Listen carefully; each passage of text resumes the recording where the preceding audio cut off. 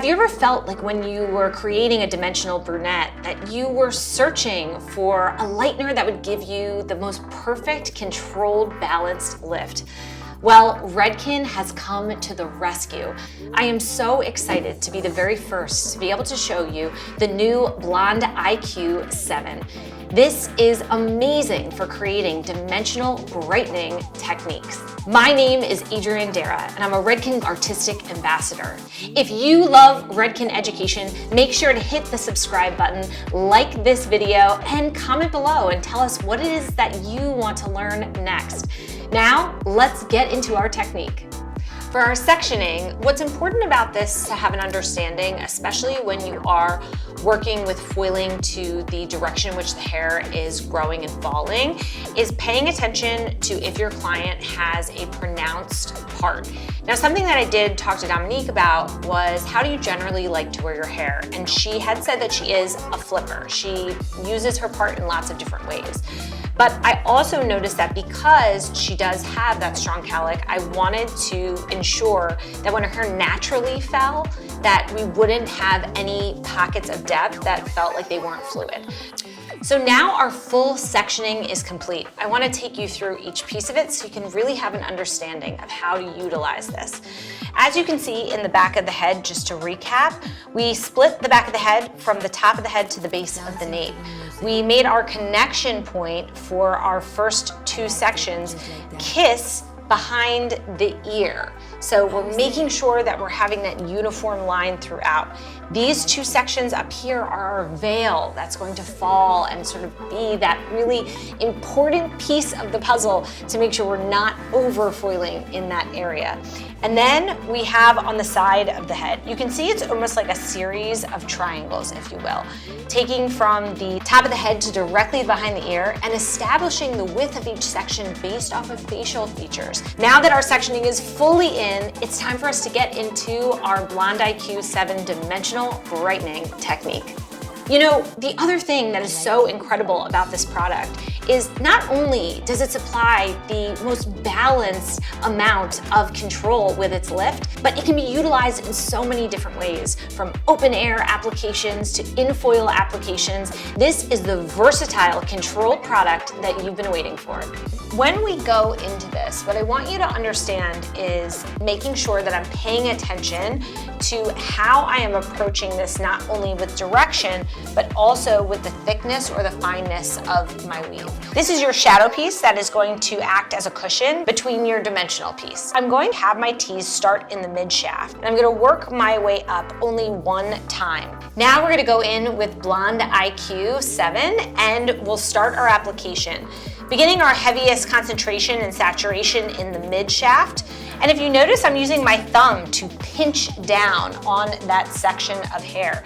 This is going to really help me to make sure that not only am I keeping the hair in place, but I'm allowing for a smooth application. Working my way all the way down to zone 3, fully saturating before I move up. Now, I am going to be painting directly up into the tease, but everything that I do, I'm going to make sure that I'm creating a pocket. This product, I know I said it earlier, but it's just so creamy in the way that I apply it to the hair. This is great, especially for clients that maybe have coarser texture hair. We're so lucky here today with Dominique because she has that perfect silky smooth hair.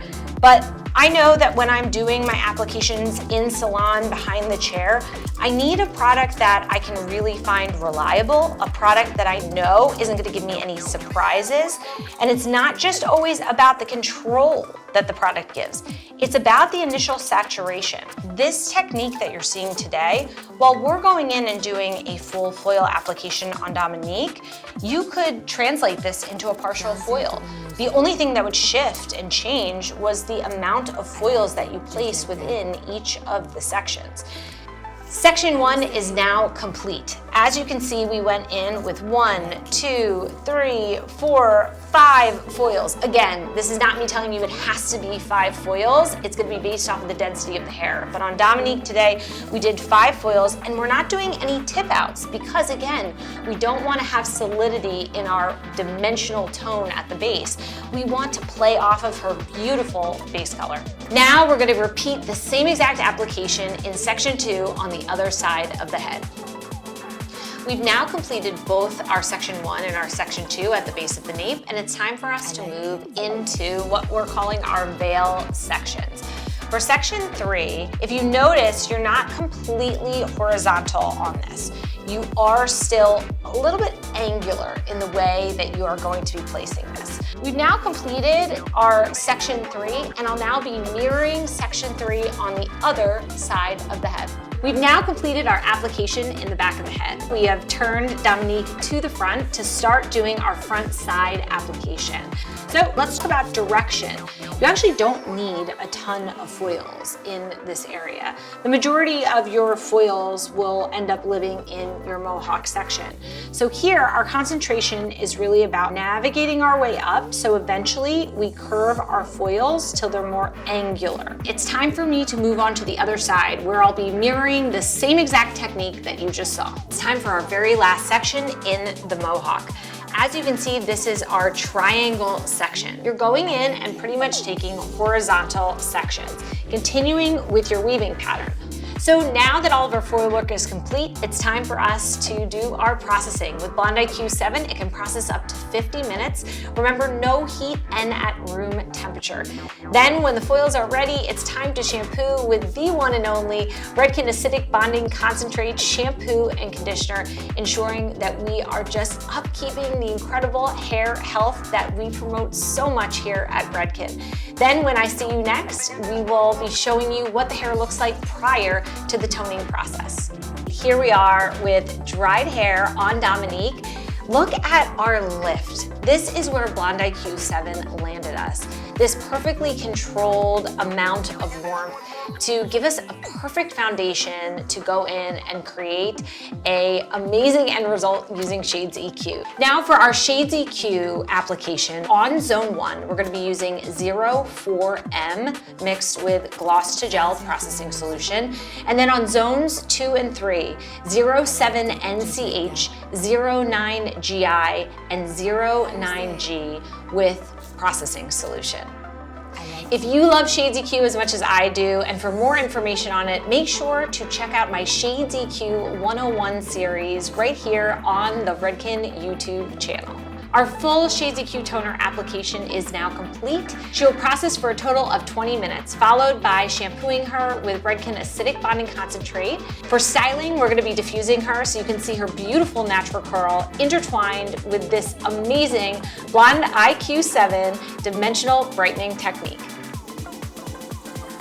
Well, here we have it, Dominique's end result. Dominique, how are you feeling about your hair? I love it. Oh, good. I was hoping she would say that. This is something that is so incredible about Blonde IQ 7. The fact that the lift had so much control within it, but also maintained the integrity of her hair and the integrity of her curl pattern. I wanted to spotlight the power of Shades EQ paired with Blonde IQ 7 and how all of these products together create the most beautiful canvas.